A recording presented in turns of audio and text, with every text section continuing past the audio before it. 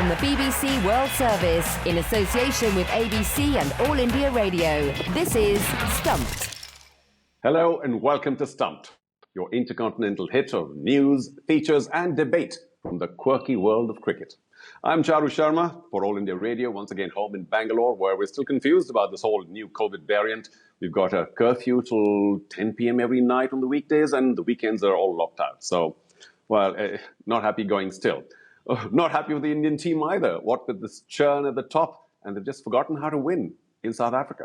Nice to have you doing the show there, Charu, and it's Jim Maxwell in Sydney. And you can't really tell when someone's tested positive to COVID, but I have, and I'm feeling fine. So I hope that the show continues without there being too many hiccups, unlike the English team, which have had the most massive hiccup, and hopefully the women can save them from the humiliation that they suffered at the hands of Australia in the last 6 weeks. Hi, Jim, Charu. Thank you very much for having me. I'm Nikesh Rughani. I'm in Leicester, in the heart of England, and both of you guys have mentioned India and England there. As a British Indian, I'm just about getting my sleep patterns back in order after the men's Ashes and the India versus South Africa Test series. And as I say, as a British Indian, watching England get thumped down and watching India lose the series in South Africa, I'm not in a good place at the moment. But apart from that, all good. And of course, fairly cold too where you are, I believe. But welcome to the show, Nikesh. Good to have you. And of course, Jim, as always, what we do without you. So let's start with the big news from India this week. That after 7 years of being at the helm of affairs, the captain of India, this is an end of an era with the most successful men's test captain of India stepping down. Kohli getting it past the fielder at mid-off for 4, and that is the 100. And that's 50 up for the India captain. He salutes the crowd. Glorious vintage Virat Kohli. He came out with his side at 2 for 8. He needed to respond, and he's done so magnificently. And Kohli reaches his 50 off 85 deliveries, raises his bat to the Indian dressing room. Ravi Shastri is out there clapping and applauding him. 105 for 4 India. On to Kohli. Kohli drives through the offside. Magnificent stroke. His 25th Test match century. Virat Kohli, and he brings it up with another exquisite boundary.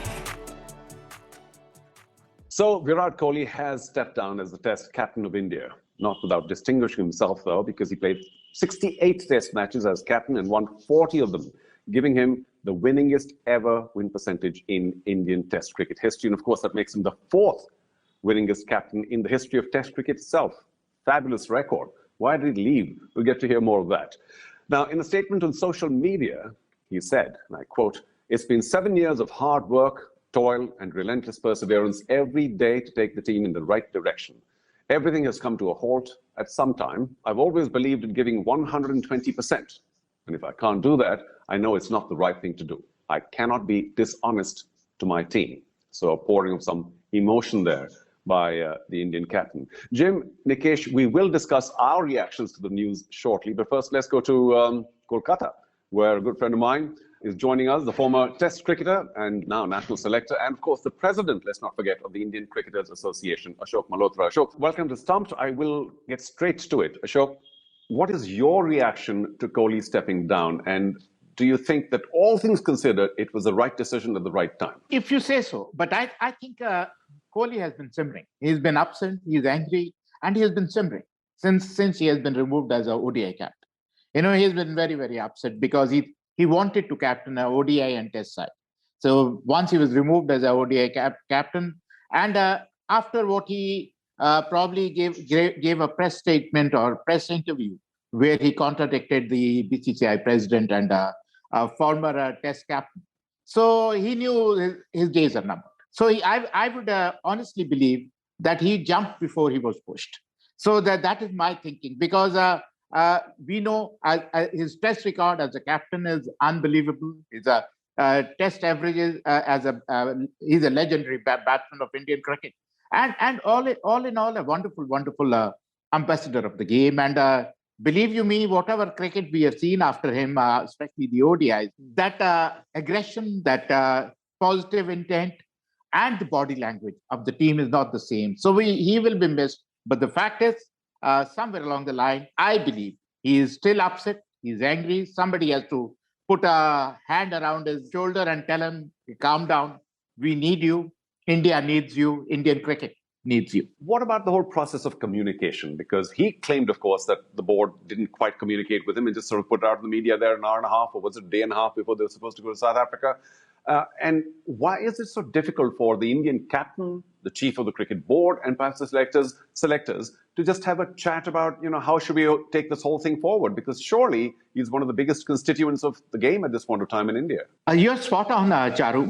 But the fact is, we don't know what happened behind the scenes. We really don't know whether he was asked to quit 2020 T20 captaincy, or was he told not to quit T20 captaincy. Now it is his word against the board president, who incidentally is another legendary captain of the Indian team.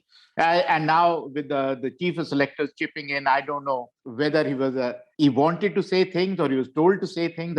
We would not know.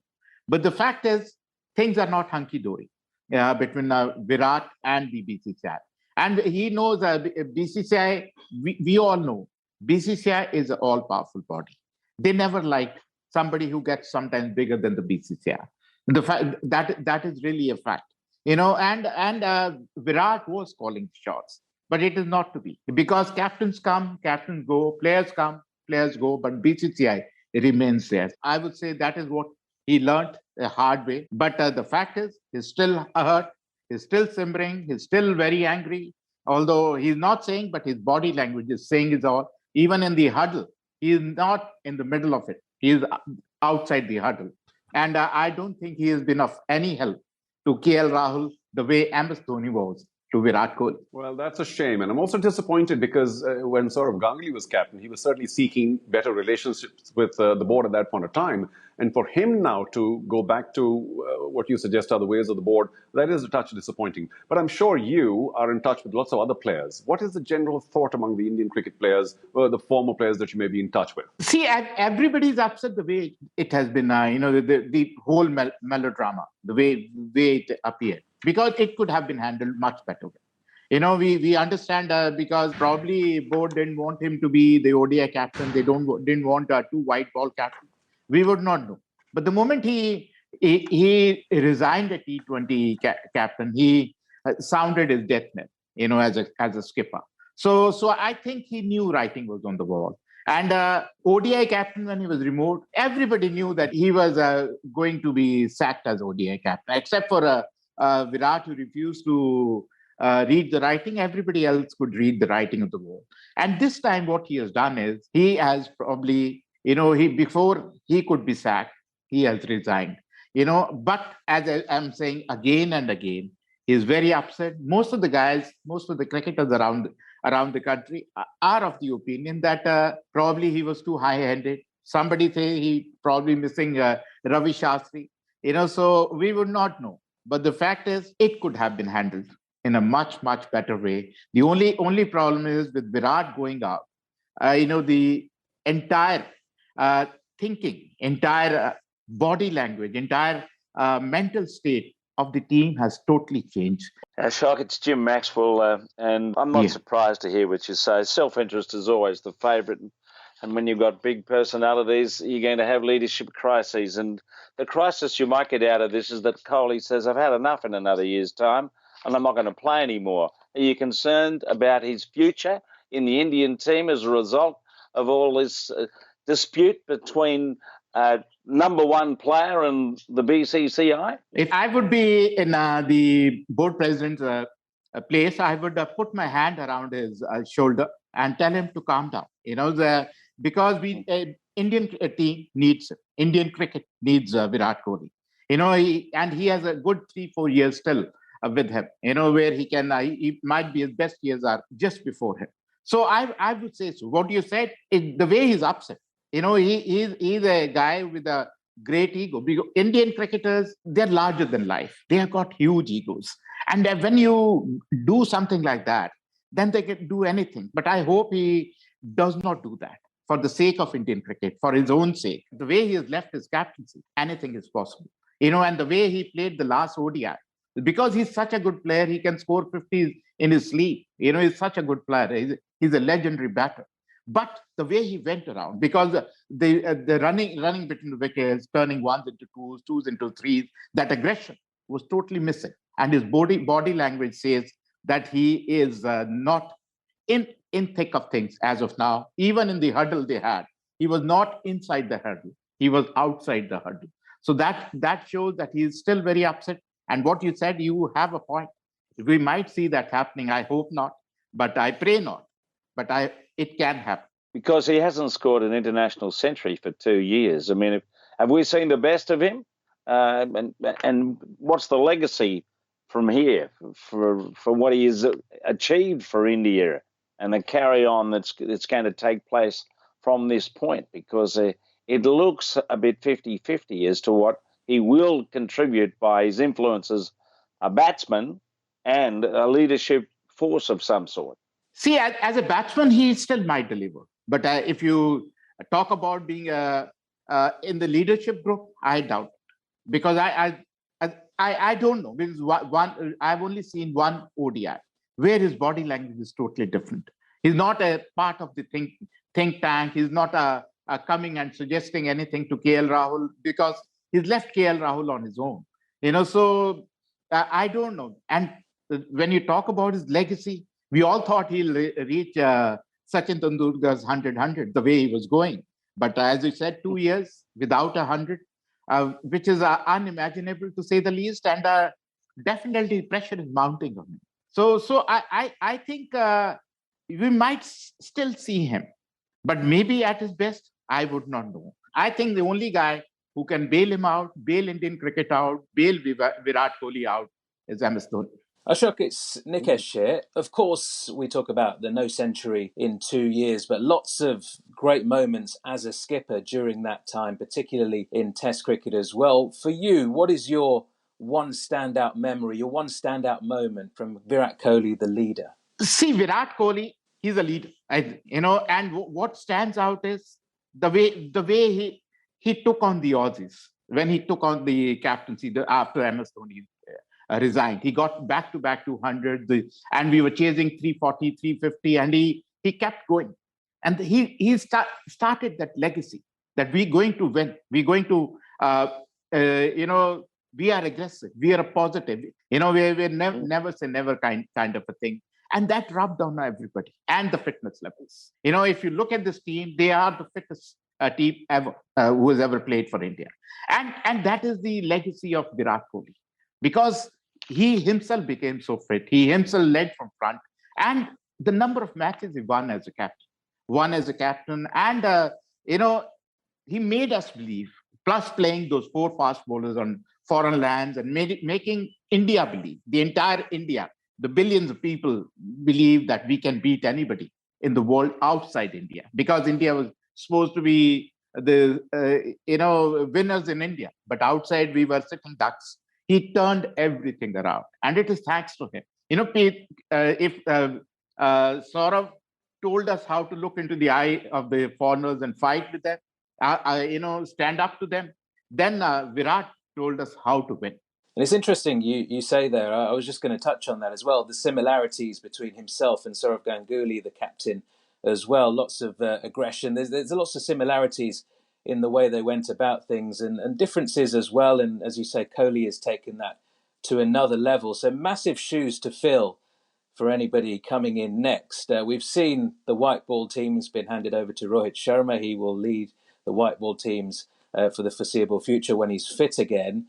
In terms of the Test captaincy, would that be Rohit again? Is he too old? If not him, who will replace Virat Kohli? I would say Rohit Sharma. He's an obvious choice. He is another one who demands respect, commands respect. And he also leads from front. He's calm and composed. Maybe he's not an aggressor, but he has his own kind of aggression. I would not like KL to take on the captaincy yet because he's too nice a guy. And whatever little we have seen in Test cricket and one-day cricket, he had gone missing during the match. So I would expect him. I heard somebody said Rishabh Pant. I think somebody said Rishabh Pant to improve his batting. I never heard anything like this before, that you make somebody captain to improve his batting. Let Rishabh Pant find his own feet. Let Rishabh Pant, he cannot play one knock and then disappear for 15, 20 matches and then come back and play one more blinder. So somewhere along the line, the only obvious choice as of now, maybe for a short term, for a year or 2 years, has to be Rohit Sharma. Well, thanks, Ashok. Of course, tough times for India's former captain because no longer is he in this seat. And of course, if he's under the watchful eyes or the microscope of the selectors, then just, more pressure on him. Well, I hope he does continue playing for India. Ashok, thanks so much for joining us on Stumped. Thank you. Thank you. All right. Well, this could be a long one, so I'll try and make it short. I think cricket's moved on from this leader, captain, my captain, and everybody else is kind of clueless. Everybody's such a hard-boiled cricketer now, all the team members. So I just wonder if we put too much or show too much attention on the whole concept of captaincy because everybody really knows their job. I'd like to, of course, remember him as somebody who did hugely change the fitness standards of the Indian cricket team, which was due, by the way. They weren't the fittest. Now, of course, there's a huge lot of attention on fitness. And Nikesh, you mentioned that he never ever went for a draw. I agree. I think that level of aggression of always going for it is something that the team did gain from him. But otherwise, he's the captain, India win. He's not a captain, India win. I don't think the captain has that level of influence on winning and losing. Certainly the character and the culture and the personality of the whole team does tend to reflect a captain, and maybe a more mellow Indian team will achieve more, maybe not. We'll see. But there's no doubt that he left at a very controversial moment. That's all we've got time for on this week's Stumped on All India Radio. Don't forget, you can follow us on Twitter. We're at BBCWS Sport, and of course use the hashtag BBC Stumped. And check us out on YouTube as well. Go to BBC World Service YouTube. My thanks to Jim Maxwell, to Nikesh Rughani. Thanks for joining us this week. And of course to all of you for listening. Speak to you next week. Until then, goodbye. Stumped is a BBC sport production for the BBC World Service in association with the Australian Broadcasting Corporation and All India Radio.